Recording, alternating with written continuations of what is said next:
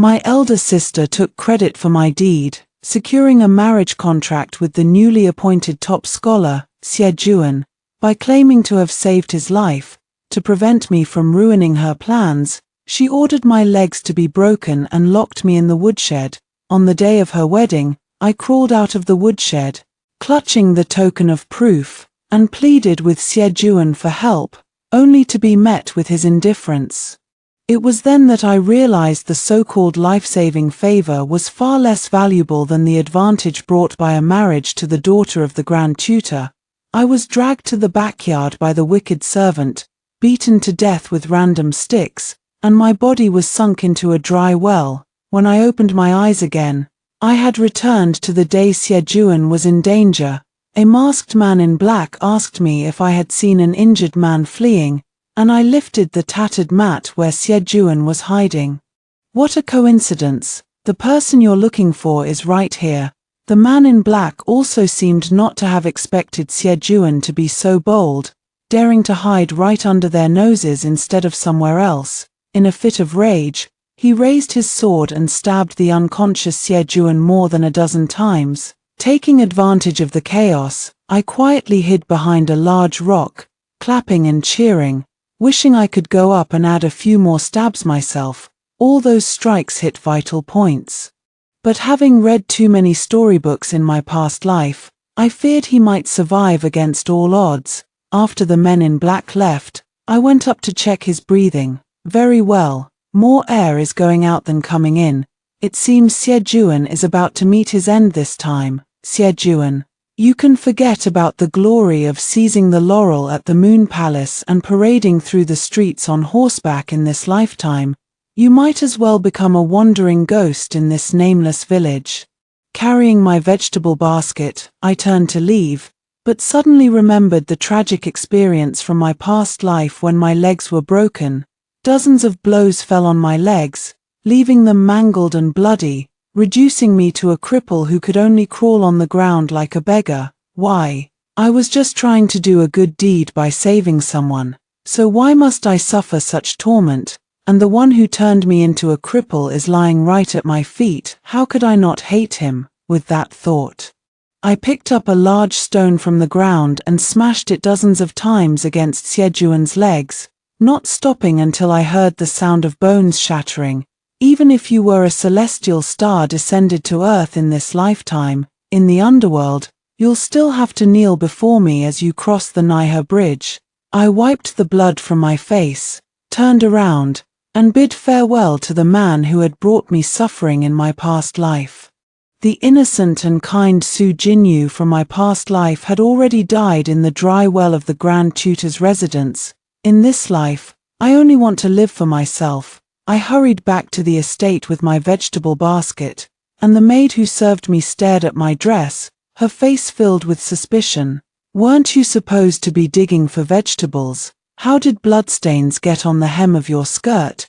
She claimed to be a maid serving me, but in reality, she was placed by my legitimate sister to keep an eye on me. After all, which family has a maid who indulges in fine food and drink every day, while the young lady has to dig for expensive vegetables just to make a living? In my previous life, my legitimate sister, in her pursuit of power and status, had already become involved with the emperor's younger brother, Prince An. As time went on, she secretly became pregnant with his child.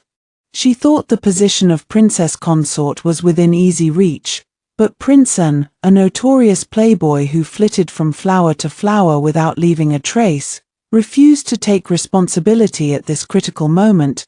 The father was furious that his legitimate eldest daughter had no sense of shame, engaging in an affair with an outsider while still unmarried, yet he couldn't bring himself to harshly reprimand this beloved firstborn. Instead, he had to swallow his pride and beg Prince An to propose marriage. After all, his legitimate daughter's pregnancy wouldn't wait. In just a few more months, the child would be due, and using medicine to induce an abortion risked harming her health.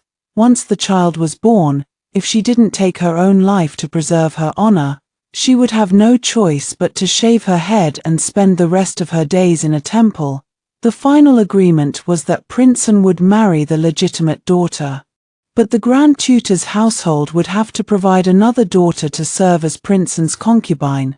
Since the legitimate daughter was pregnant and unable to attend to Princeton, the long nights couldn't be left for him to endure alone. This arrangement was utterly humiliating, but unfortunately, Princeton now held leverage over the Grand Tutor's household, leaving the father with no choice but to comply. That's why he remembered me. The illegitimate daughter who was sent to a manor in the outskirts of the capital to be raised from an early age, to prevent me from learning the news and running away, my legitimate sister kindly assigned a maid to serve me, ostensibly to attend to me, but in reality, to keep watch. After all, my legitimate sister is the most jealous and cold-blooded person. Marrying into the Nwang mansion may seem like a bed of roses, but once she gives birth to a child, what awaits me will be a lifetime of storms and bloodshed. But I know that my legitimate sister's dream of becoming a princess consort is likely to shatter, because 3 days later in the previous life, Princeton encountered bandits while hunting in the outskirts of the capital, fell off a cliff, and was never found, leaving no trace of his remains. My legitimate sister and the child in her womb completely lost hope. Fortunately, the marriage arrangement with Princeton was conducted privately. Otherwise, as an unmarried woman, she would have been left to guard her widowhood.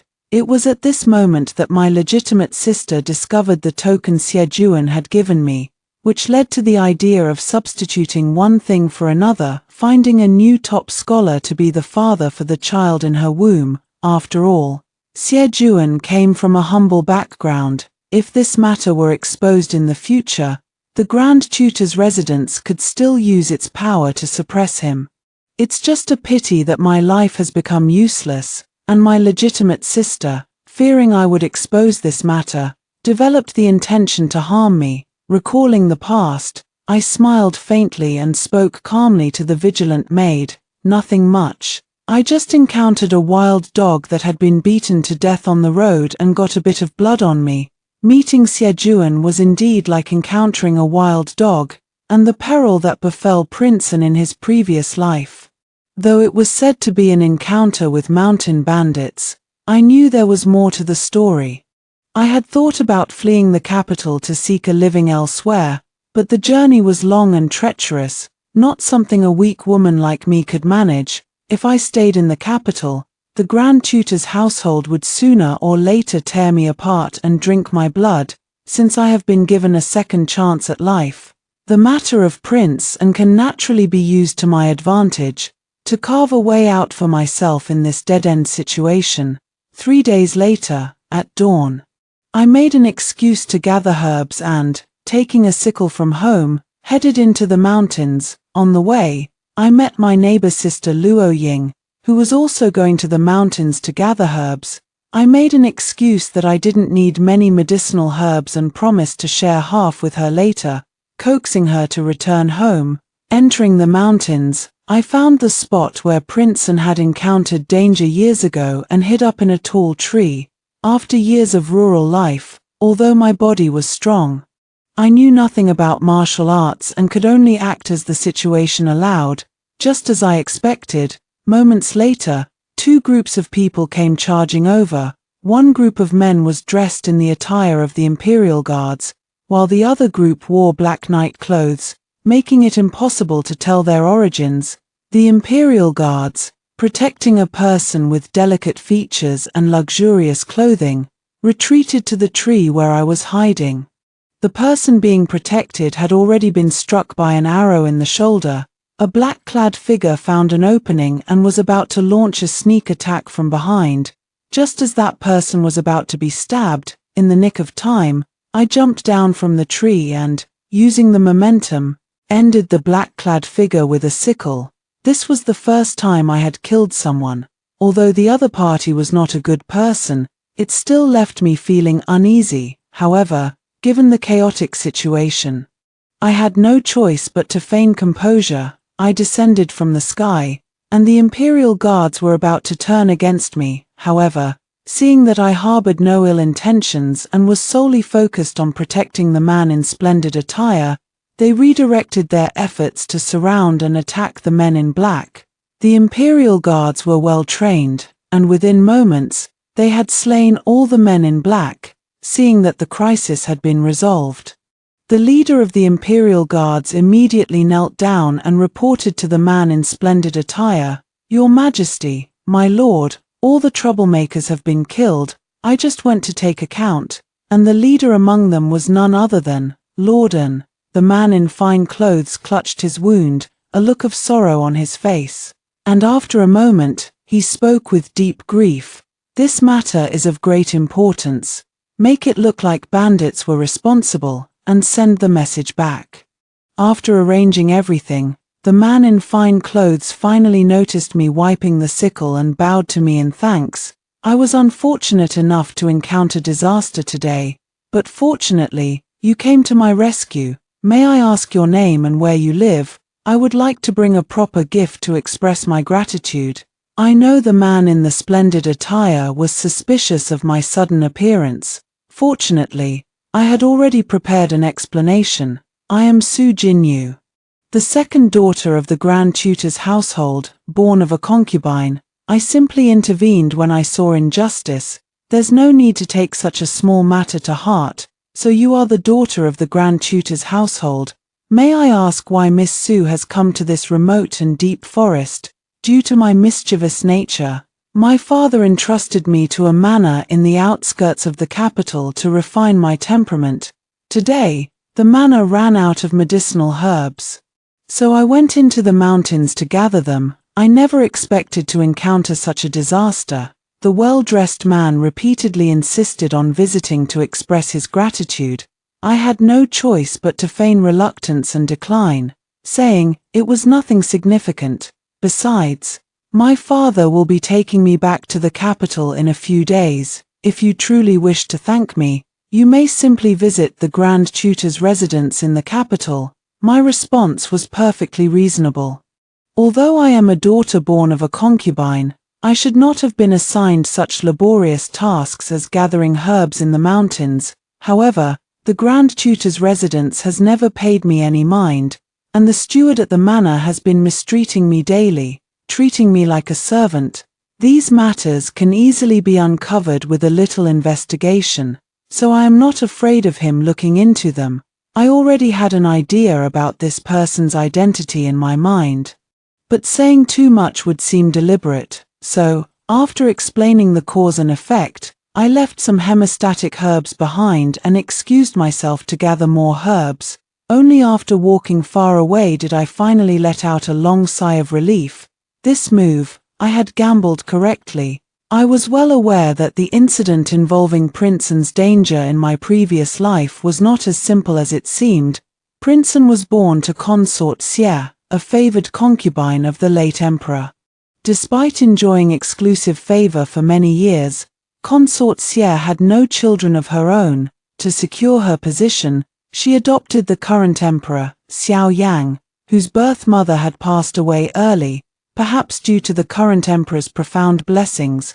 Within just 3 years of adopting Xiao Yang, Consort Xie became pregnant. Naturally, one's own son is more endearing than an adopted one. Fearing that Xiao Yang might overshadow her own son's position, Consort Xie sent him back to the imperial prince's residence. It was the Empress Dowager who took pity on Xiao Yang's lonely and pitiable state, and she brought him under her care to raise him.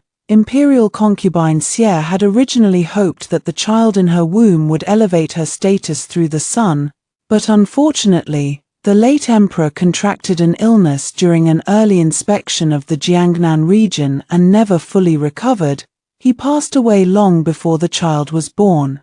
A nation cannot be without a ruler for even a day. Xiao Yang, being the eldest son and raised under the Empress Dowager's care, ascended to the throne with her support.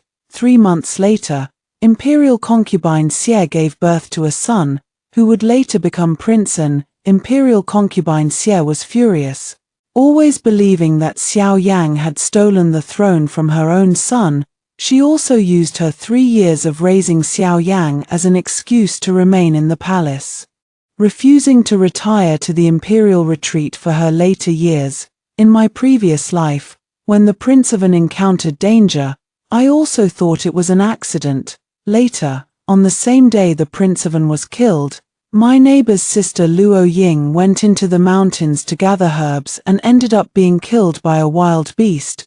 When her body was brought back, she was still clutching a piece of bright yellow fabric in her hand. After the incident, the neighbor's family received a gift of gold from a distant relative, and the entire family moved to the borderlands. At first, I didn't pay much attention to it. Later, when I returned to the Grand Tutor's residence, I learned that the pattern on that fabric was something only the Emperor could use, and no one else was allowed to use it. So I suspect that the danger to Prince An was false, and that seizing the throne was the real goal. It seems that Consort Xie never gave up on the throne. But she made a grave mistake by ordering Prince An to secretly assassinate the current emperor. Unfortunately, by a twist of fate, Prince An himself died during the assassination attempt. The girl next door must have accidentally saved the emperor, which is why her family received an unexpected fortune after her death. This incident is a royal scandal, and the emperor covered it up by claiming that Prince An had encountered bandits. Now that returning to the Grand Tutor's residence is unavoidable, I must find a powerful ally for myself. Having lived in the outskirts of the capital for many years, I was familiar with the terrain and had prepared in advance. I was 90% confident that I could save His Majesty, sparing myself the need to face the disapproving looks of everyone at the Grand Tutor's residence upon my return to the capital. As it turned out, my gamble paid off, judging by the attitude of the Imperial Guard commander toward the man in splendid attire. He was likely the current emperor, Xiao Yang, carrying the medicinal herbs down the mountain. I spotted the maid who had been keeping an eye on me from afar, peering anxiously at the mountain pass. When she saw me, her face was filled with impatience. "Why did it take you so long to come down?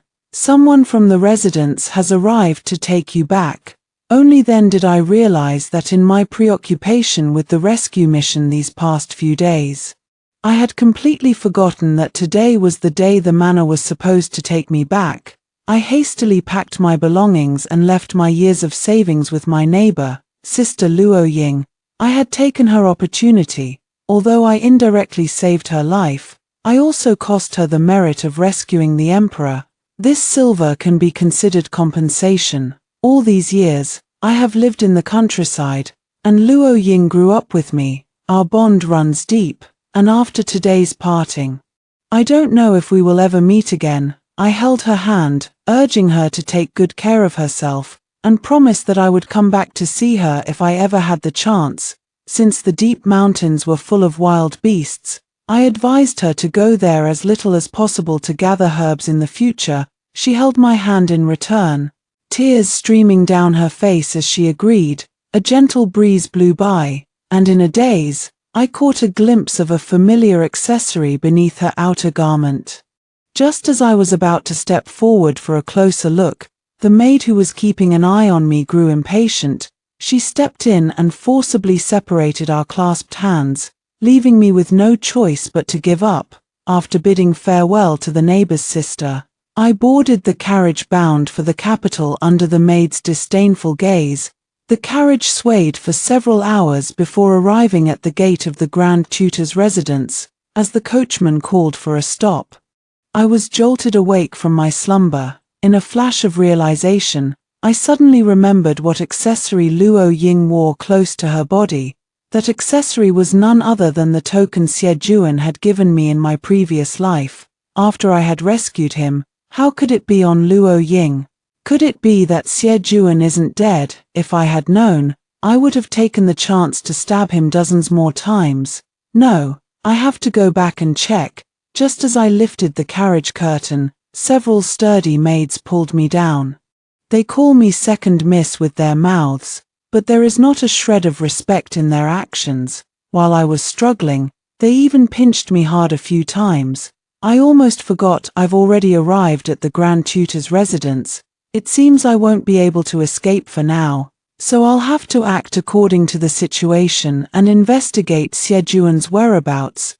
Those rough-handed maids escorted me into the Grand Tutor's residence through a side gate. Along the way, I put on a smiling face and tried to coax information out of them. After all, some things have changed because of my rebirth, and I don't know what I'll face now that I've returned to the Grand Tutor's residence. Unfortunately, the mouths of these few people were as tightly sealed as if they had been welded shut with a soldering iron, and no information could be extracted from them. Even when I excused myself by saying that I hadn't returned to the mansion for many years and wanted to pay my respects to my father first, they brushed it off lightly. The journey has been tiring. Second miss, there's no need to rush to see the master. When the master wishes to see you, he will naturally summon you. And so, I was shoved into the remote courtyard where I had lived in my previous life. The maid who had been monitoring me went early to report back to my legitimate sister, leaving a mute maid who couldn't speak to serve me in the mansion. In my previous life, news of Prince's peril had already spread throughout the capital by this time. I don't know why, but in this life, not a single whisper of it has been revealed. It seems that with my rebirth, many things have quietly begun to change. The next day, before I had even woken up, the door to my boudoir was kicked open. The person who arrived was none other than my legitimate elder sister, Su Jining. Seeing me drowsily lying in bed, Su Jining pulled me down from the bed, pinched my chin, and forced me to look her in the eyes. Not bad at all. These years of living in the countryside have treated you well, making your little face as beautiful as a flower. The more I look, the more you resemble your dead, wretched mother. My mother was originally the daughter of a schoolteacher. The Grand Tutor took a liking to her stunning beauty and forcibly took her as a concubine. Unfortunately, his affection was so shallow that, after just a few years, he completely forgot about my mother. The main wife despised me and, after my mother passed away, sent me to the countryside estate. The first lady doesn't like me, and her own daughter, Su Jining, naturally doesn't like me either, but she should never, under any circumstances, have slandered my deceased mother. Seeing me glare at her in anger, Su Jining became even more provoked. She was about to whip me with her soft whip when her personal maid stopped her. Miss, it's not worth getting angry with her. If you whip her too hard, I'm afraid it won't be easy to explain to Princeton. Your important matter comes first. Mentioning the marriage, Su Jining finally regained her composure. Sitting upright in her high position, she called two sturdy maids to hold me down and looked at me with a cold sneer. Speaking of which, a lowly illegitimate daughter like you is not worthy of marrying into the royal household. It's a pity that I, being kind-hearted, couldn't bear to see you marry into a poor family in the future, so I pleaded with the prince to grant you the position of a concubine. But people shouldn't just enjoy blessings without enduring hardships. To prevent a lowly offspring from crawling out of your belly in the future, I, as your elder sister, have taken care of it for you early on. With that, she waved her hand, and a young maid entered carrying a bowl of black liquid. Don't worry. I've consulted a physician. After drinking this potion, there won't be any visible injuries, but from now on, you'll be spared the hardships of bearing and raising children. I never expected her to be so vicious. She hadn't even entered the Anwang mansion yet, and she was already thinking of harming me to eliminate any future trouble. I struggled desperately, but the two old women pressed me down even harder, so I had no choice but to tightly shut my mouth. Su Jining couldn't force the medicine down, so she pulled out a hairpin from her own hair and prepared to stab my mouth. Could it be that, after being reborn, I still have to suffer her humiliation? What was the point of all my preparations these past days? Just as I closed my eyes and prepared to resign myself to fate, the butler's voice came from the front hall. Eldest miss, second miss, there is an imperial decree from the palace. The master is calling you to the main hall to receive the decree and express gratitude. To me at this moment, these words were like heavenly music. Can't we go later? Can't you see I'm busy right now? The steward lowered his head and said meekly, other matters are beyond my control. But by the grace of the imperial family, the eldest and second young ladies must go to receive the decree. Moreover, the master said that this imperial decree might very well be a marriage decree requested by Prince An. Upon hearing that it might be a marriage decree from Prince An, Su Jining finally released me with great joy. No one paid any attention to my disheveled state at that moment, and the steward also turned a blind eye to it, merely gesturing for me to hurry to the main hall to receive the decree. Su Jining completely changed her previous malicious demeanor and, like a gust of wind, threw herself directly into the arms of my father, the Grand Tutor. Father, is it that your daughter is about to have her wish come true? I am so happy. Since my rebirth, this was the first time I had seen my nominal father. He was always stern and unsmiling in front of me, and only when facing Su Jining would he show such a kind, fatherly smile. Father poked Su Jining's nose, calling her mischievous, and only when he noticed my presence did he frown, bringing an end to this heartwarming display. All right, everyone is here. Please, eunuch, announce the decree. The eunuch presenting the decree took out the imperial edict and read aloud, by the mandate of heaven, the emperor decrees, Su Jinyu, the second daughter of the Grand Tutor's household, is graceful and intelligent, with a quick and agile mind. She is hereby granted the title of Princess Changning, and is additionally bestowed a separate princess residence and 1,000 taels of gold. So it is decreed, second Miss Su, later, someone from the palace will take you to the palace to express your gratitude, and then escort you to your princess residence. Finally, it has arrived. I knew it. Saving the emperor is much more effective than saving that scoundrel Xie Juan. With the imperial decree bestowed, I am now a princess recorded in the royal registry. My marriage will be decided by the Empress Dowager, and the Grand Tutor's residence can no longer control me. Su Jining glared at me fiercely, her eyes filled with disbelief. I don't believe it. This can't be true. How could that wretch become a princess? You must have misread it. She snatched the imperial decree, examining it left and right, but unfortunately, it clearly stated that I was to be in theft as a princess. She picked up the imperial edict and tore it, but was stopped by the Grand Tutor. My daughter is young and ignorant. I apologize for the embarrassment, Your Excellency.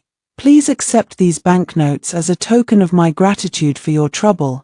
After seeing off the eunuch who delivered the edict, Su Jining immediately started making a scene with the imperial decree in hand. How is this possible? Shouldn't it be the edict for my marriage to Prince An? How did that wretch become a princess? I don't believe it, father. Could you go to the palace and ask why the imperial decree for marriage is not between me and Prince An? I sat down nearby, quietly sipping tea. It was only at this moment that my nominal father finally deigned to look at me directly. I underestimated you. All these years in the outskirts of the capital have nurtured your ambition, allowing you to climb into the royal family. Likewise, my elder sister, raised under your guidance, also managed to secure a place in the royal family by relying on her own womb. Seeing that I still dared to mention her in my words, Su Jining raised her hand to strike me, but this time I did not dodge. Sister, I am now a royal princess, and you have not yet entered the royal palace. Could it be that you intend to defy your superiors and show contempt for the royal family? The Grand Tutor was quick-witted. He stopped the weeping Su Jining. Jining's words and actions were improper, and she has offended the princess. I hope the princess will be magnanimous. I couldn't be bothered to deal with them, so I got up and headed towards my own courtyard. Su Jining, unwilling to be outdone, continued to shout after me, Su Jinyu, don't get too smug. One day, when I enter the An manor, I'll be the An princess consort, and even you, a princess, will have to bow to me. What a joke. The prince is already gone. What kind of princess consort are you going to be? Alright. I'll wait until you can marry into the manor. I'm looking forward to the day you become the princess consort. With that, I turned and walked away, not looking back, leaving Su Jining behind, still posturing and gesturing wildly. The palace attendants led me to the imperial study. Just as I had suspected, the man in the splendid robes I had rescued that day was indeed the current emperor, Xiao Yang. Although I had guessed his identity, I still had to feign surprise for the moment. Xiao Yang was quite pleased with my reaction and even personally helped me to my feet. There's no need for such formalities. Miss Su, you are my savior, and I should be the one thanking you. Xiao Yang's beautiful peach blossom eyes lowered slightly as he discreetly examined me. That day was urgent, and I didn't get a clear look at your appearance. I never expected Miss Su to possess such heavenly beauty. Your Majesty flatters me. It is only by your divine grace that I have been given this chance to change my fate. Everything I have is bestowed by your Majesty. And I am deeply grateful, is that so? But I feel that the title of a mere county princess is truly an affront to Miss Su. If Miss Su has any other wishes, I am willing to fulfill them for you now. I glanced at Xiao Yang, and from his eyes, I sensed a hint of something, but I couldn't respond to it. I had no choice but to speak up. Since your Majesty is willing to grant me a wish, I will be bold and ask, please bestow upon me some more silver, now that I am living independently. I find that my funds are insufficient. Xiao Yang looked at me deeply, seemingly surprised by my request. After a long while, he let out a sigh. I am the son of heaven, and my word is as good as gold. Naturally, I will grant your wish. Since that is the case, I shall bestow upon you another 1,000 taels of gold. However, the money is not given for free. In the future, you must come to the palace more often and keep the Empress Dowager company on my behalf. At this moment, Xiao Yang did not yet know that this decision would later change the fate of both him and me. Seeing me leave, Xiao Yang's personal eunuch approached him. Since your Majesty is fond of the princess, why not issue an edict to summon her into the palace? Why suffer from this longing? Xiao Yang shook his head helplessly and said, I do not wish to force anyone. Since she is unwilling, I will not press her. I still did not know Xiao Yang's thoughts, but I felt completely at ease, because this time, I had finally changed my own fate. This time, no one could dictate my destiny. However, at the moment, there was another tricky matter. That is, whether the token on Luo Ying truly belonged to Xie Juan. To avoid any complications, I sent someone to the countryside estate that very night to inquire about Xie Juan. However, the person I sent to investigate came back to report that there was no news of Xie Juan, and Luo Ying had also disappeared. Luo Ying's brother said that in recent days, Luo Ying had been taking food and herbs to the cave behind the house, and after going there yesterday afternoon, she never returned. How infuriating. It seems Xie Juan not only survived but was also rescued by Luo Ying. Xie Juan is merely a frail scholar, yet he turned out to be so difficult to kill. His survival poses a great hidden danger. I have ordered people to secretly search for the whereabouts of Xie Juan and Luo Ying, and they must not make a sound. The next day, news of Prince An's murder finally reached the capital. Just like in the previous life, the emperor arranged a cause of death for Prince An, claiming he encountered bandits and met with danger in the outskirts of the capital. Unfortunately, Su Jining is still waiting at the Grand Tutor's residence for the imperial decree of her marriage to Prince An. With this news, who knows what kind of commotion will break out in the Grand Tutor's residence again. But all of this has nothing to do with me. My men searched the capital for half a month, until the autumn imperial examinations ended this year and the top 3 scholars were announced, but there was still no news of Xie Juan and Luo Ying. Could it be that the two of them have left the capital and gone elsewhere? I gradually let down my guard. If given a choice, I would wish to have no further involvement with Xie Juan in this lifetime. Now that he is missing, perhaps I should learn to let go. I began to go out and appreciate the beautiful scenery of the capital, enjoying the delicious food the city has to offer. Just as I was completely relaxing, I met Luo Ying in the capital. Meeting Luo Ying was truly an accident, but I spotted her at first glance. She was also delighted to see me and walked toward me, holding the medicinal herbs in her hands. Jinyu, I never expected to meet you in the capital. I wanted to find out Xiejuan's whereabouts from her mouth. So I used the pretext of catching up to fish for information. After some questioning, I finally learned that Xiejuan was truly a man of great fortune. After being pursued that day, he actually didn't die and managed to survive until the next day, when Luo Ying found him.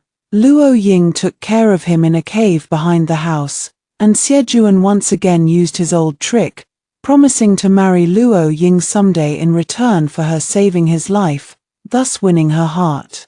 What made me most angry was that Luo Ying went into the mountains that day to gather medicinal herbs for his injuries. Later, I coaxed Luo Ying to go back and gave her some of the herbs, which ultimately ended up being used on Xiejuan. I haven't thanked you yet, Jinyu. If it weren't for the money you left that day, I wouldn't have been able to save Juan with just the herbs from the mountains. Great. The money I left for Luo Ying was also spent entirely on him. It really infuriates me.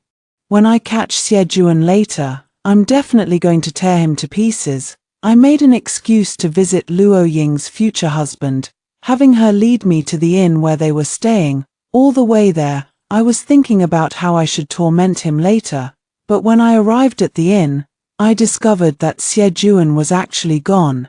How could this be? He was still here when I left. With his leg injury, he shouldn't have gone out. Luo Ying searched around the house and finally realized that Xiejuan, along with the token he had given her, had completely vanished. I remember now, Juan mentioned he still has relatives in the capital, and that token serves as proof. He must have gone to find his relatives today.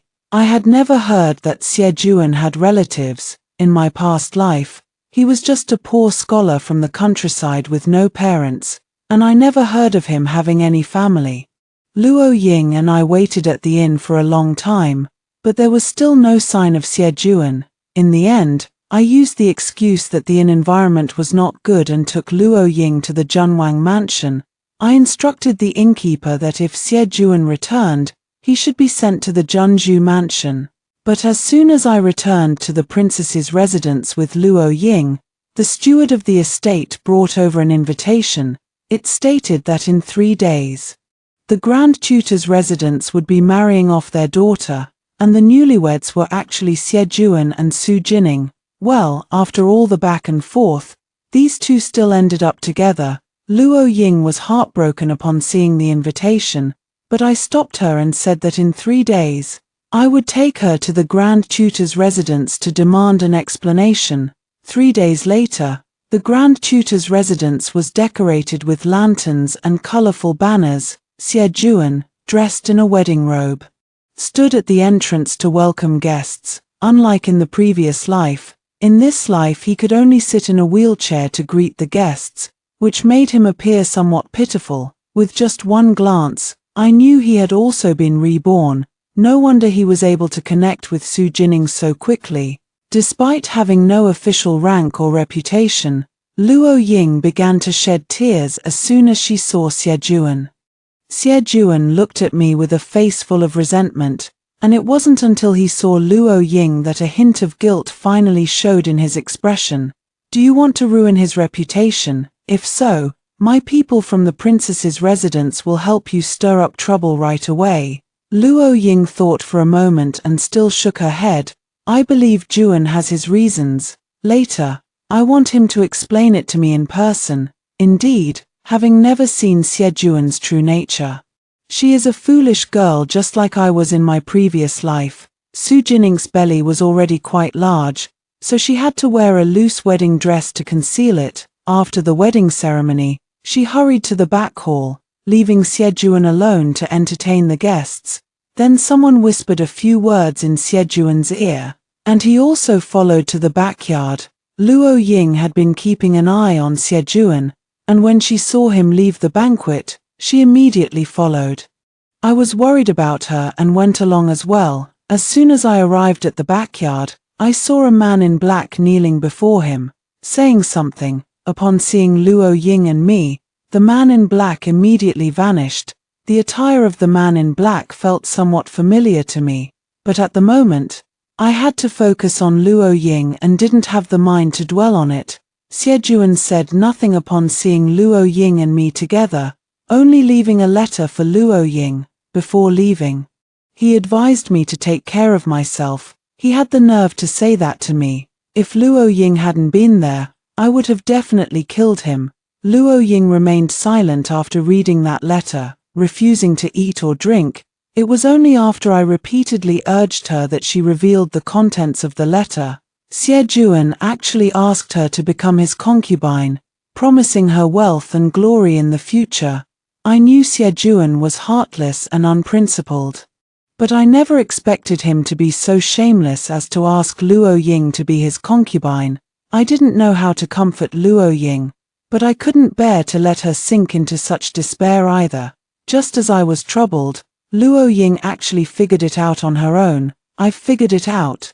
What kind of person is Xie Juan to deserve having me, your aunt, as a concubine? To hell with him. I'm not serving him anymore. I overthought it. Luo Ying is much stronger than I imagined. She quickly put Xie Juan out of her mind. I just can't understand how the eldest daughter of the Grand Tutor could fall for that cripple of his. Could it be that his relatives are very influential? Luo Ying's words made me fall into deep thought. In my previous life, I also found it strange Xie Juan was just a poor scholar. So why would anyone come to assassinate him? Those assassins seemed well trained, and the weapons they used felt somewhat familiar to me. But where exactly did that familiarity come from? That's right, the weapons used by those assassins were exactly the same as those used by the black-clad men who accompanied Prince An in the assassination attempt against Xiao Yang. Could it be that Prince An had decided to assassinate Xie Juan? But today in the backyard, I saw a black-clad man reporting something to Xie Juan, and that man's attire was identical to that of Prince An's black-clad subordinates. Could it be that Prince An wanted to kill Xie Juan, but after his death, Xie Juan inherited his secret guards? This is too absurd. No, only one person can inherit Prince An's secret guards, and that is Consort Xie. If it's Consort Xie, then everything makes sense. No wonder Xie Juan, despite having no official achievements, married Su Jining. It turns out he has climbed aboard Consort Xie's ship. Both of them share the surname Xie. Could they really be distant relatives? Consort Xie is an extremely dangerous person. She has always been determined to see Prince An ascend the throne. Now that Prince An is gone, she has connected with Xie Juan, and now the Grand Tutor's residence is also involved. Who knows what kind of turmoil will arise next? But no matter what, this is not a good thing for me. Thinking of this, I picked up my waist token and quietly made a trip into the palace. 3 months later, at the Mid-Autumn Festival banquet, Xiao Yang invited the families of all the officials to attend. I dressed up and brought Luo Ying along, sensing that something major would happen at this banquet. So I instructed Luo Ying to act according to the situation. After everyone had been seated for quite some time, Consort Xie finally arrived slowly. She was indeed a stunningly beautiful woman. Xie Juan also attended this time, though he held no official rank. He came to the banquet under the title of the son-in-law of the Grand Tutor's household. This time, he wasn't in a wheelchair, but he still walked with a noticeable limp. Upon closer inspection, Xie Juan's features bore quite a resemblance to those of Consort Xie.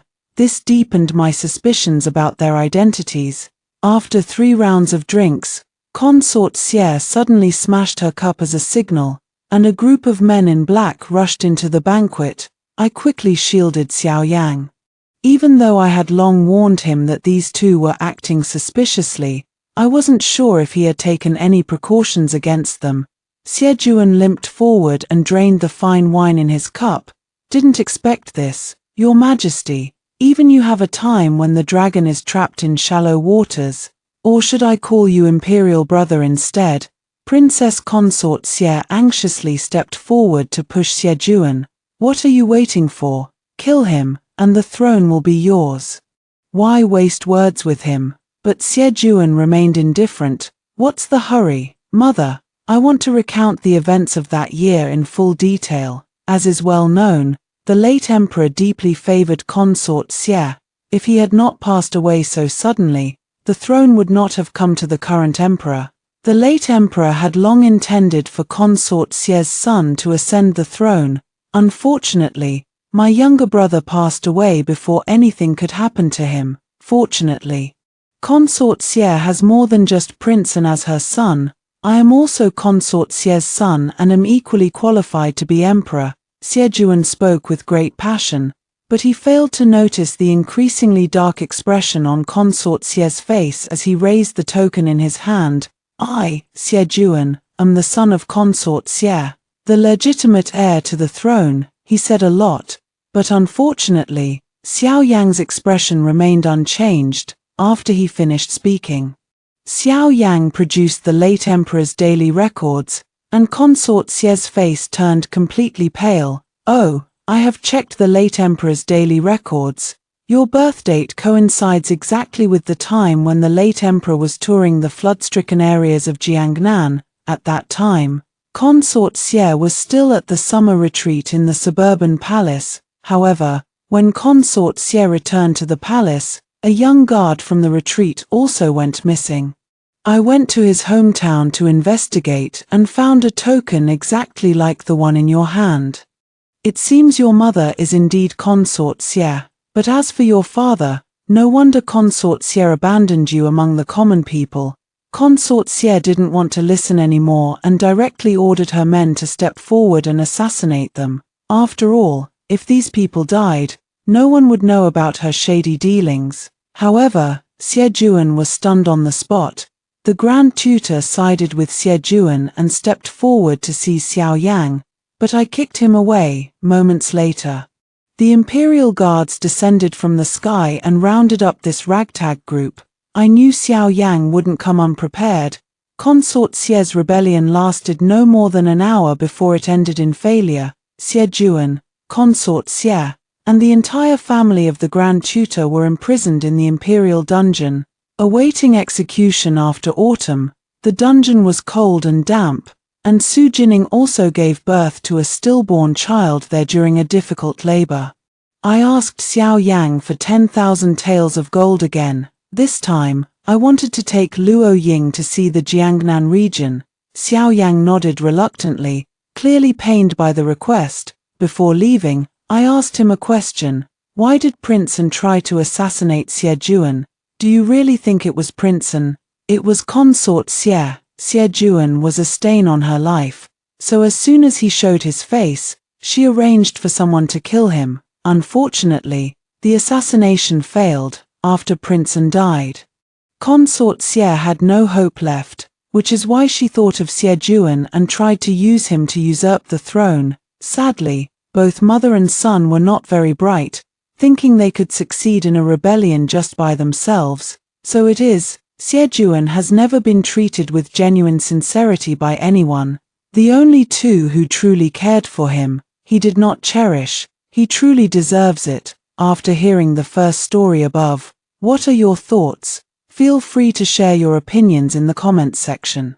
Next, there is another similar story. Let's continue to see. Hu Xiao and I are known in the capital as a quarrelsome yet affectionate pair. Today, he hid my homework, causing me to be scolded by the teacher. Tomorrow, he will put ink in my pastries, making me sick to my stomach. I couldn't out-argue him, nor could I out-fight him. So I went back to the Marquis of Dingyuan's residence to complain. Let him taste the severity of the family rules. I thought this was the way we got along. But until that day, when I saw him carefully helping Qin Sungruo out of the carriage, I finally understood that the once arrogant young Marquis Hu actually also knew what it meant to be gentle and considerate. when He Xiao brought Qin Sungruo over, I was embroidering my wedding dress. The marriage with the Liu family was set for just 1 month later. It's not too late to start embroidering now.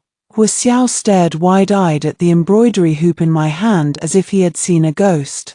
He laughed without restraint. Did you fall and hurt your brain, Wei Mingxian, taking up needlework now, with your habit of working for 3 days and slacking off for 2? What kind of embroidery could you possibly produce? Don't waste the Wei family's needles and thread. A few years ago, on He Xiao's birthday, I promised to give him a pouch. He came to the mansion every day to supervise the work, saying he was afraid I would use the maid's embroidery to fool him, but in reality, he secretly tore pages from my pattern book to start a fire for roasting sweet potatoes. By the time I discovered it, the book was already ruined beyond recognition. I was so angry that I cried for several days, and naturally, the matter of the pouch was left unresolved, yet in He Xiao's words, it gradually became a sign of my lack of character. Whenever someone praised my outstanding appearance and character, calling me a model noblewoman of the capital, he would always chime in with a remark. Don't even mention it. 3 years ago, she promised to give me a pouch. To this day, I haven't even seen a single thread. Virtue, speech, appearance, and work, the 4 virtues of a woman. She's lacking in every aspect, yet she's still considered a model noblewoman. I've said it so often that even my mother sometimes teases me about it. She says I can't even sit still long enough to embroider a pouch. So how will I ever manage to get married in the future? In the past, I would have argued fiercely with He Xiao without any hesitation. I would have insisted that it was his fault for burning my things first. But now, I just looked at him coldly without saying a word. He Xiao continued to belittle my embroidery. Wei Mingxian, I advise you not to waste your efforts. Embroidery also requires talent. Even the lowly maids in my household have more skill than the ugly duck you embroidered. Could it be that you're trying to save face after the embarrassment of tripping a few days ago? I raised my eyes and calmly interrupted. May I ask if Lord He has finished speaking? If there's nothing else, please leave. He Xiao only then noticed my calm expression. He furrowed his brows. What, are you angry already? You weren't this stingy before. Are you still upset about that incident when I helped you dismount at Fusang Ruo? To be honest, your fall wasn't entirely my fault. You also didn't stand firm enough yourself. Don't go complaining to my mother again. Half a month ago, several classmates from the academy had arranged to go horseback riding for a spring outing. When I arrived at the meeting spot, He Xiao was already exchanging poems with the son of the Hanlin scholar Shen. Seeing me arrive, his eyes lit up. He was about to help me dismount from the horse. He Xiao and I grew up together. Both families also intended to form a marriage alliance. I thought he had finally reached the age where he could be considerate of others. I still felt a bit shy in my heart, but just as I relaxed my strength, he withdrew his hand. I stumbled and fell to the ground on the spot. Fortunately, my personal maid, Yua, was quick-witted. She cushioned my fall beneath me. This helped preserve some of my dignity. I was both embarrassed and angry. I was about to lose my temper, but then I saw him carefully helping Qin Sungruo down from the carriage. Qin Sungruo was the daughter of Lady Hua's half-sister, who had come from Jiangnan 3 months ago and was now staying at the Marquis's residence. Ever since she came to the capital, He Xiao has been constantly comparing me to her. A woman should be as considerate as cousin Sungruo, not like you, who runs to my mother to complain over every little thing. But I haven't spoken a word against him at the Marquis's residence since I came of age. Why is your voice so rough, compared to Sungruo? You sound almost like a man. Wait until I really learn to speak as delicately and softly as Qin Sungruo. He then loudly mocked. Wei Mingxuan, have you ever heard of Dongsha imitating Shisha? That's exactly how you are right now, even though there was the moon cushioning me. But I still ended up hurting from the fall. I had thought that He Xiao would at least apologize to me, but he pointed at me and burst into laughter. Wei Mingxian, you're so easy to fool. Did you really think I would help you up? I looked at Qin Sungruo, who was covering her lips and chuckling softly beside him. A wave of bitterness spread from my heart to my throat, as if a bucket of cold water had been poured over me from above. It extinguished all my fantasies. I called for a doctor and turned to leave with Yue. A classmate advised him to apologize to me. Brother Hue, Miss Wei is, after all, a young lady. Your actions were truly inappropriate. You should go and apologize to Miss Wei. Hu Xiao waved his hand dismissively. It's fine. We've been like this since we were kids, it's no big deal. She'll just be angry for a few days, and then she'll come running back eagerly. The room was very quiet. I took the embroidery frame back from Hu Xiao, turned around, and sat down. Don't worry, it's my own fault for not seeing clearly and falling into your trap. I won't go to the Marquis's residence to complain anymore. I rarely spoke to Hu Xiao with such harsh words. He looked at me, momentarily lost in thought. It was Qin Sungruo, who had been quietly standing by his side, who spoke up first. It was just a joke between friends. Why must Miss Wei be so aggressive, even going so far as to say something like unable to judge people clearly? Do you know how much of an impact such words could have on my cousin if they were to spread? Those who don't know might think he has done something truly heinous to Miss Wei. I'm being aggressive, indeed. Although the Great Shang dynasty has an open social atmosphere and does not strictly enforce the separation of men and women, the expectations for women remain stringent. Every time Hu Xiao played a trick on me, I would go to the Marquis's residence to complain. At first, Lady Hue would severely reprimand Hu Xiao, but as time went on, she grew somewhat impatient, thinking I was making a fuss over nothing. Later on, even when Hu Xiao was clearly the one at fault first, but instead of blaming him, everyone advised me not to take it too seriously. As if I were the one being unreasonable, it felt like a damp cotton ball was stuck in my chest, suffocating, yet with nowhere to vent. Hu Xiao saw that I was only focused on threading the needle and didn't pay them any attention. He came over to my side and nudged me with his elbow. Are you really angry? Will it be enough if I apologize to you? But you didn't see yourself tripping that day. It was really comical. With that, he sat down beside me, grinning, waiting for me to forgive him as usual. I was still holding the needle in my hand when he pushed me. Blood seeped from the fingertips, staining the white feathers on the mandarin ducks' heads. Watching the bridal veil I had embroidered all night get stained, I threw the needle and thread onto the table. Lord Hue, I accept your apology. Can you leave now? Seeing that I still maintained a distant attitude, Hu Xiao's tone also turned cold. Wei Mingxian, do you really not know why I came here today? I turned my back to him and didn't respond anymore, nor did I ponder his casual words over and over again as I used to. I just thought to myself that the bridal veil was so dirty that it would probably need to be re-embroidered. Hu Xiao and I parted on bad terms. It wasn't until the afternoon that my mother discussed with me the congratulatory gifts we would bring to the Hue family banquet. It suddenly dawned on me that tomorrow is Hu Xiao's 19th birthday. In previous years, I would start preparing gifts for his birthday well in advance. Sometimes it was a brush I made with my own hands. Other times, it was a peace talisman blessed by a master at the temple. However, Hu Xiao never cared much for my gifts. He always said I was being petty, giving him cheap things he could easily buy himself. Back then, I would argue with him. I've given you plenty of famous calligraphy, paintings, jade, and antiques on ordinary days. However, birthday gifts should always be given with sincerity. What's the point of giving something that everyone else has? Looking back now, I'm afraid it was just my wishful thinking. The relationship between the Wei and Hue families has always been good. Early the next morning, my mother and I arrived at the Dingyuan Marquis's residence. Hu Xiao wore a crimson brocade robe today, which made him look even more like a dashing young man. Accompanying Madame Hue to greet guests at the door, I lowered my eyes and followed my mother into the mansion. Avoiding looking at him, he acted as if nothing had happened. Taking the brocade box from my hand, she lowered her voice. I knew you wouldn't forget my birthday. What did you prepare for me this year?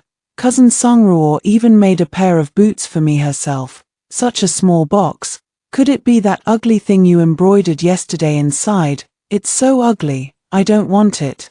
Hu Xiao's complaints came to an abrupt halt the moment he opened the box. Seeing him standing there in a daze, Mrs. Hu asked, "You, child, what's wrong with you today? You've been absent-minded since you got up this morning." Thinking about what Hu Xiao had just said, I casually replied, perhaps he was dissatisfied with the gift Shena gave. Lady Hu took the box and glanced at it. This fine Hatian white jade paperweight is a rare sight even in the palace. What more could you possibly be dissatisfied with? With that, she affectionately pulled me into an embrace. Only Hu Xiao was left standing there with a dark expression on his face. His expression was inscrutable and unfathomable. After the ladies arrived, we younger ones were sent away. A banquet had already been set up in the garden, with paper and brushes prepared, just waiting for Hu Xiao, the birthday boy, to make his appearance. I found a quiet corner with my good friend to sit down, intending to share some intimate words before the wedding, but unexpectedly, Hu Xiao and Qin Sungruo also followed us over. The two of them sat at the table beside me, whispering softly. He would occasionally glance at me subtly. Not long after, Hu Xiao came over holding a brush washer. As soon as I saw the corners of his mouth that he couldn't suppress, I knew he was up to teasing me again.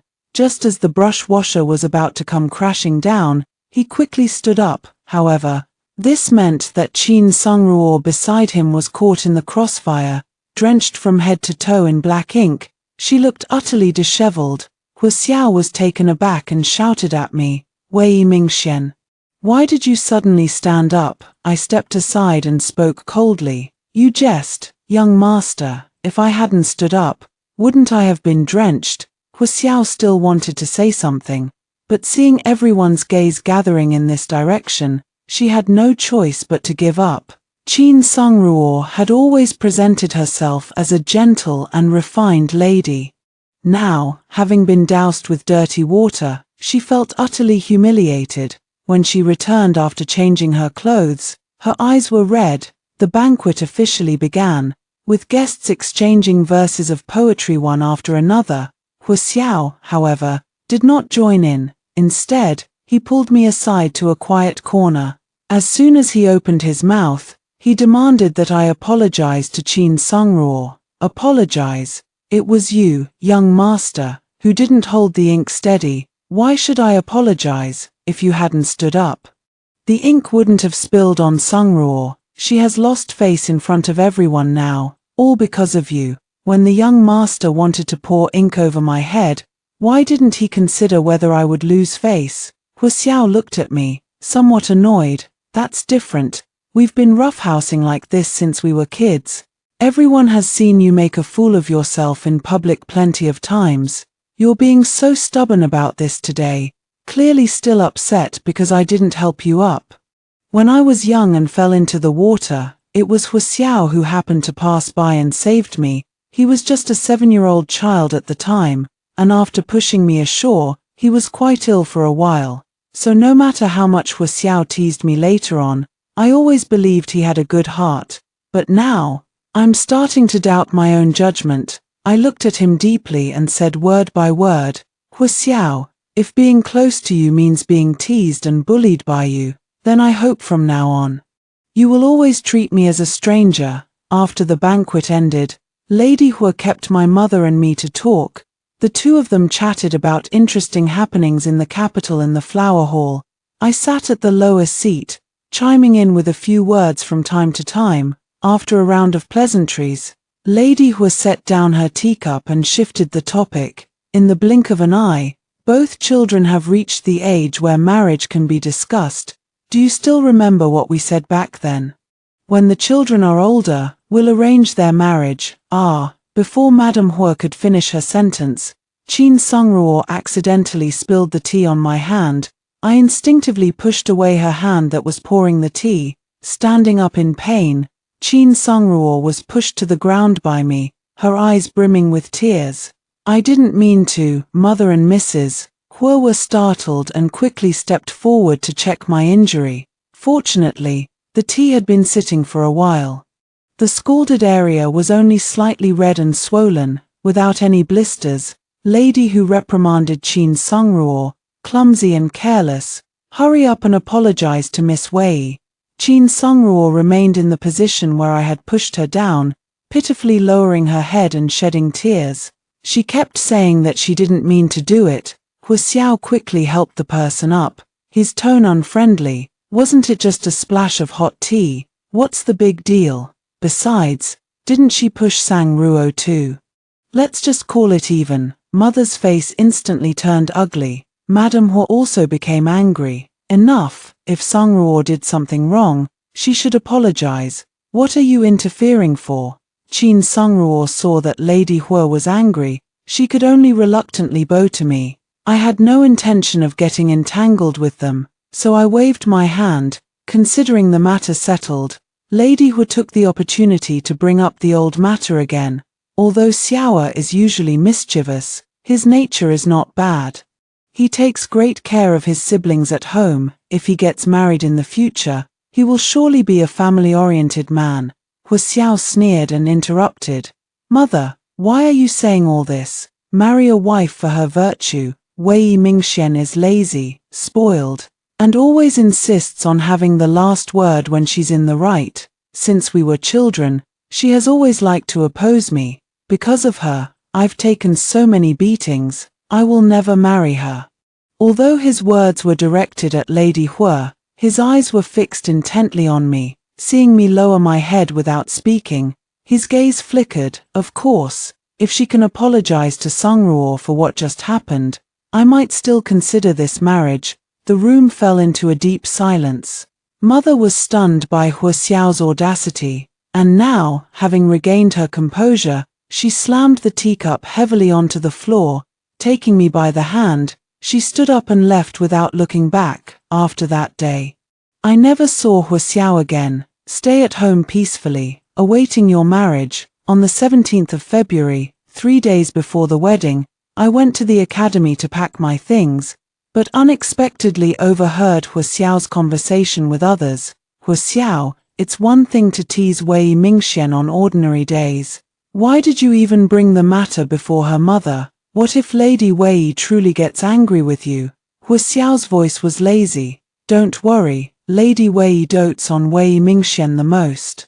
As long as she insists on marrying no one but me, what can Lady Wei do? In 3 days, the results will be announced, and I will surely be on the list.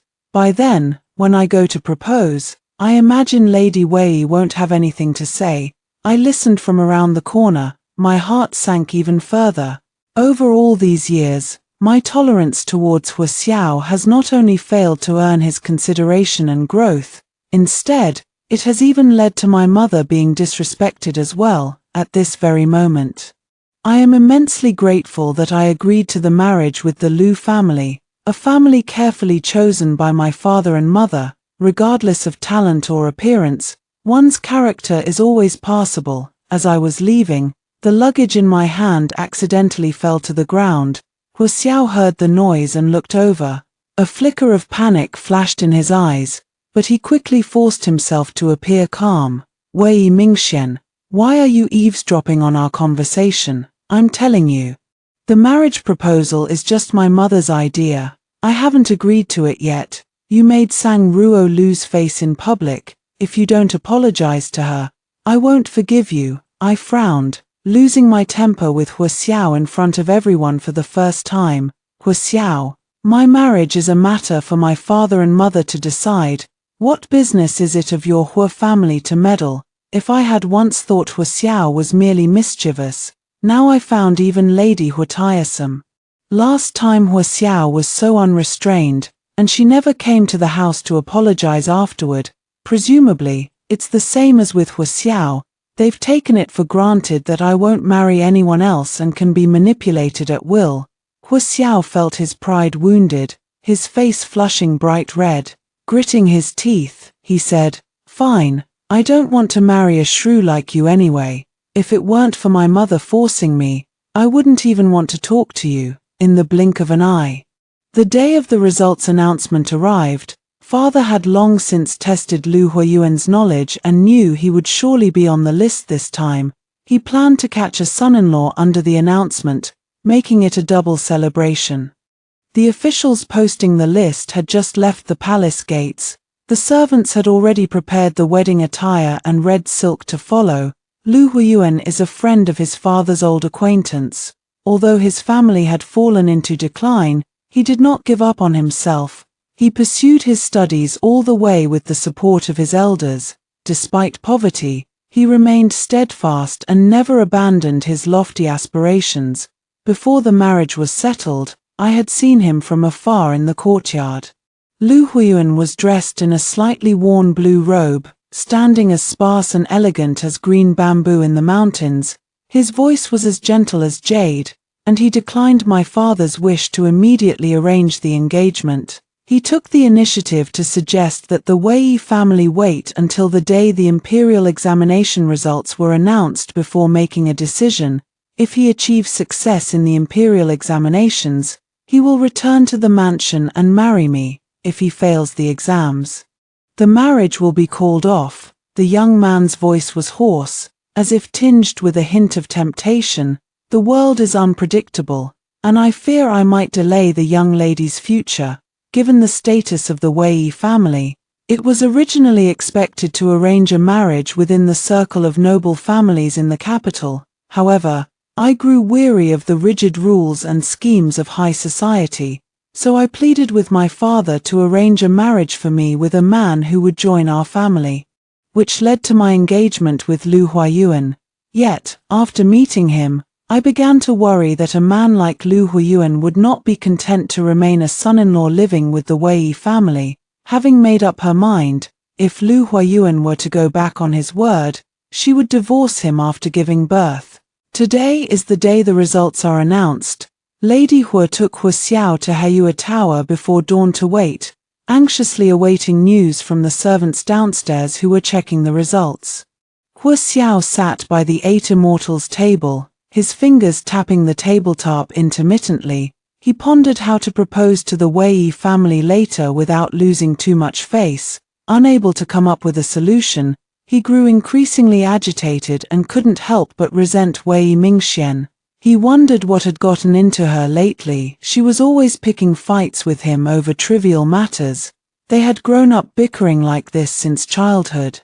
Yet she insisted on taking advantage of the situation to put on airs, not understanding the need to save face for him in front of outsiders. People on the street had already begun announcing the good news. Hu Xiao couldn't help but lean out to look. However, he noticed a few somewhat familiar faces also squeezed into the crowd. Looking at the results, he remembered that those few people were serving in front of Father Wei. His mood inexplicably improved a great deal. The Wei family had no sons, so the servants from the Wei residence coming today could only be here to inquire about his news. Just then, a servant came to report, "Congratulations, young master, for achieving the 17th place in the second rank." Hu Xiao's anxious heart finally settled. Just as he was about to urge his mother to propose to the Wei family, he heard her say she must quickly go to the great Xianghua temple to fulfill her vow and observe 7 days of fasting and purification. Hu Xiao recalled the incident where Wei Mingxian had publicly refuted him that day, and his anger flared up again. He thought, it was time to let Wei Mingxian cool off for a few days. Let her know what it means for the husband to be the guiding principle of the wife. Yet he failed to notice the commotion erupting among the crowd downstairs. Several servants of the Wei family, holding red wedding attire, shouted loudly, "He made it! He made it! Young Master Lu has secured the 6th place in the first rank. Hurry and put the wedding attire on young Master Lu. We're returning to the mansion to get married." the wedding procession passed by the Hua family's carriage. Hua Xiao glanced at Lu Huiyuan from the window. He recognized that man, a candidate who had come from Zhonghui a month ago. I heard it's the son of an old friend of Mr. Wei. I wonder which young lady has taken a fancy to him, as he's currently tying a red silk ribbon to his chest. But the servant leading the horse, why does he look like his from the Wei family? Hua Xiao suddenly felt a bit uneasy, turning back repeatedly to confirm. Lady who noticed his discomfort, she comforted him, saying, "Don't worry. With a family background like Lu Huiyuan's, the Wei family won't marry their daughter to him. The Wei family may be in power now, but her father has no sons after all. In the future, they will still have to rely on our Marquis's household. It's you who rushed to propose as soon as the results were announced. Won't you be completely under that girl's thumb in the future?" Hua Xiao thought about Wei Mingxuan's recent coldness and felt something was off, yet he didn't know where to begin.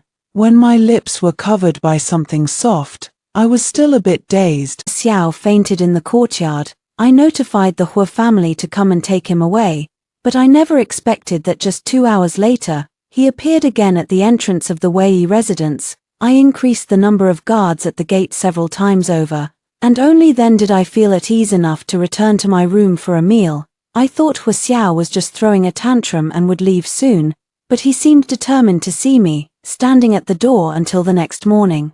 Passers-by pointed and whispered, but he simply pretended not to notice, standing still in place with a look of desolation. By noon, Lady Hua, who had been worshipping at the great Xianghua temple, also received the news and hurried over. As she was an elder and the wife of the Marquis, I couldn't afford to be disrespectful, so I had no choice but to go out to greet her. When I arrived at the entrance, Lady Hua was earnestly trying to persuade Hua Xiao, "There are countless women in the world. Why must it be her?" Seeing me come out, the worry on her face turned to resentment. Regardless of the fact that we were at the entrance of the Wei family mansion, she angrily scolded me. "Wei Mingxian, since you are already married, why are you still seducing my son? Are you satisfied now?" Seeing him in this state, I looked at Mrs. Hua, who was distorting the truth and turning black into white. Anger welled up in my heart, and I no longer cared about respecting my elders. I sneered coldly. "Mrs. Hua really enjoys talking nonsense." It was clearly Hua Xiao who was being presumptuous, insisting that I divorce and marry him. I didn't even want to see his face, and now it's being said that I seduced him. Thank goodness I didn't marry Hua Xiao, otherwise, with a mother-in-law like you, who knows how much suffering I would have endured in the future. Madame Hua was used to controlling me, but now, being suddenly confronted like this, she was so angry that her eyes widened in shock. "Wei Mingxian, everyone in the capital knows that you lack virtue, act recklessly, and have none of the grace of a noble lady. At such a young age, you shamelessly chased after my son. It's only because my son is kind-hearted that he fell for a woman like you." "Enough!" Hua Xiao, who had been silent all along, suddenly shouted loudly, interrupting Madame Hua's words. He pleaded, "Enough, mother, please say no more. It's my fault with Shenna. I just want to have a proper talk with her. Could you please stop causing trouble here?" It was almost time for Lu Huiyuan to finish court, but the crowd of onlookers was growing larger and larger. I looked at Hua Xiao expressionlessly. "If there's anything to discuss, let's talk about it here. Let's make it clear in front of everyone, so your mother won't slander me outside in the future." Hua Xiao was taken aback, stubbornly looking at me. "Shenna, I just don't understand. Nothing happened. So why did you suddenly change your mind and decide to marry someone else?" Before I could answer, Yua spoke up first, sneering, "Master Hua, you truly have a short memory for important matters. 2 months ago during the spring outing, you pretended to help our young lady dismount from her horse, nearly causing her to fall to the ground, and afterward, you didn't even offer an apology. A month ago, on your birthday, our young lady kindly attended the banquet, but you tried to pour ink over her head. Our young lady cleverly dodged it, and guess what happened? Lord Hua was displeased and asked our young lady why she had dodged, causing the ink to spill on his cousin. He insisted on an apology from our young lady. With each word Yua spoke, Hua Xiao's face grew paler. He murmured, But that's how we've always been since childhood. Someone in the crowd couldn't listen any longer. This Lord Hua is really going too far. Exactly. How dare he say he's been like this since childhood, so just because someone has a good temper, they have to put up with his bullying for a lifetime. And he still wants to marry her. He must be out of his mind. You just don't get it, do you? He was testing Miss Wei's limits from the start. Trying to suppress the Wei family's arrogance before the wedding. Who would have thought he'd go too far and she'd refuse to play along? Now he's panicking, isn't he? Such underhanded tactics, I wonder who he learned them from. Who else? His unreasonable mother, of course. The crowd burst into laughter. Lady Hua had long since retreated to the carriage in a fit of anger, leaving only Hua Xiao to weakly defend himself. It's not like that. I looked at Hua Xiao, who was so flustered he couldn't even find an excuse, and felt nothing but disgust. Hua Xiao, you keep saying you like me, but you never consider my feelings. Today, I just want to ask you one thing. You always belittle and mock me in front of everyone. Is it true, as everyone says, that you are testing my limits? You need not say anything else. Just answer me, yes or no. Hua Xiao looked at me, his lips parting slightly, his hand hanging at his side trembled faintly. In the end, as if resigned to his fate, he closed his eyes and answered in a hoarse voice. Yes, I shook my head and gave the order to see him out. Lord Hua, you wanted to talk, and I have talked. You saved me once before, and all the grievances over these years can be considered as my repayment. From now on, all past matters are settled. I hope you will not persist in pursuing this further. Hua Xiao's body stiffened, and he still wanted to say something. Suddenly, a voice came from behind. Cold and sharp like shattered jade. Lord Hua, you truly never change. Even now, you still don't want to explain yourself. Lu Huiyuan had already arrived at the door at some point. Under the dark blue mourning crown, his eyes and brows carried a fierce aura. He pushed a servant dressed in grey robes to Hua Xiao's side. I had seen that servant before. He was Hua Xiao's study companion, having been by his side since childhood. But at that moment, his face was bruised and swollen. And the look he gave Lu Huiyuan was as if he had seen a ghost, hastily kowtowing and begging for mercy. I'll tell you everything.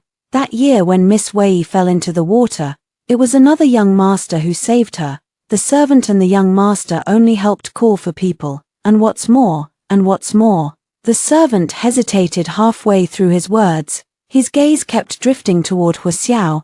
By the time Hua Xiao realized what he was about to say, it was already too late. Under Lu Huiyuan's intense gaze, the servant spoke with a mournful expression. Moreover, Miss Wei fell into the water because the young master wanted to play a prank on someone, so he spilled oil by the lake. Hua Xiao felt as if all the blood in his body had been drained away, remembering what his mother had told him that year. Remember, if anyone else asks, you must insist that you were the one who saved the Wei family girl. The Marquis's household is now in decline. And your father passed away early. If you become the Wei family's savior, I won't have to worry about your future prospects anymore. Hua Xiao, hearing the ridicule from the crowd around him, frantically pushed through the people and ran out. He knew that he and Wei Mingxian would never have a chance together in this lifetime. I watched Hua Xiao's figure recede into the distance. I felt a bit melancholy, but more than that, I felt a sense of relief. I always said, a person who can risk their life to save others, how could they later become so despicable? It turns out that many things were wrong from the very beginning. The crowd of onlookers gradually dispersed. Lu Huiyuan accompanied me, walking quietly along the garden path. It was only then that I suddenly remembered. My first encounter with Lu Huiyuan was not before the wedding. Many years ago, he had stayed briefly in the mansion with his mother. It's just that later, I fell into the water and fell ill. Forgetting many things, I forgot about him too. I looked at his strikingly handsome profile in the twilight, feeling a bit hesitant. Lu Huiyuan, no matter what, you are my savior. If you feel wronged by marrying into my family and wish to separate, just say the word. The surrounding air instantly grew still. Lu Huiyuan looked down at me, his smile not reaching his eyes. Do you know what this is called, madam? What? Repaying kindness with enmity. I was taken aback and quickly caught up with the clearly displeased man. It took me all night to finally coax him into a better mood. It was another month before I heard news of Huaxiao again. The incident that occurred in front of the Wei residence that day quickly spread throughout the capital. The imperial court, citing his improper conduct, stripped him of his scholarly honors and issued an edict forbidding him from taking the imperial examinations until he turned 50. Feeling too ashamed to remain in the capital, Huaxiao spent his days drowning his sorrows in wine at home. Lady Hua had only this one son under her care. Unable to persuade him or discipline him, she thought of arranging a marriage for him, hoping to properly cultivate an heir for the Marquis's household. Unfortunately, the Marquis's household had fallen out of favor with the imperial court, and people in the capital had learned about the mother and son's schemes against me. No one dared to marry their daughter into the family. Left with no other choice, Lady Hua turned her attention to her own niece. She forced the two into marriage. According to Yue, Huaxiao didn't even show his face on the wedding day. Qin Songruo also looked quite unwilling. I wonder if she can fulfill Madame Hua's wish and give birth to a good heir in the future. Leaning on the couch, I watched the chattering Yue and found it somewhat amusing. You do care about them, Yue pouted, complaining discontentedly. That day he caused the young lady to fall, and it really got me into trouble. I had to lie in bed for a full 2 months. Now, whenever I see him in trouble, I feel quite pleased. And the young master also said that since the young lady is now with child and cannot move around easily, he asked me to find more fresh and interesting things to tell her. Outside the window, the twilight was hazy, marking another late spring. I looked up at the sky speechlessly, but my mind was racing. Yue, oh Yue, if the young master were to hear what you just said, your young lady, I am about to be unlucky again. After hearing the story above, what are your thoughts? Feel free to share your opinions in the comments section. Looking forward to hearing from you. If you liked this story, don't forget to like it, share it, and subscribe to my channel. See you next time.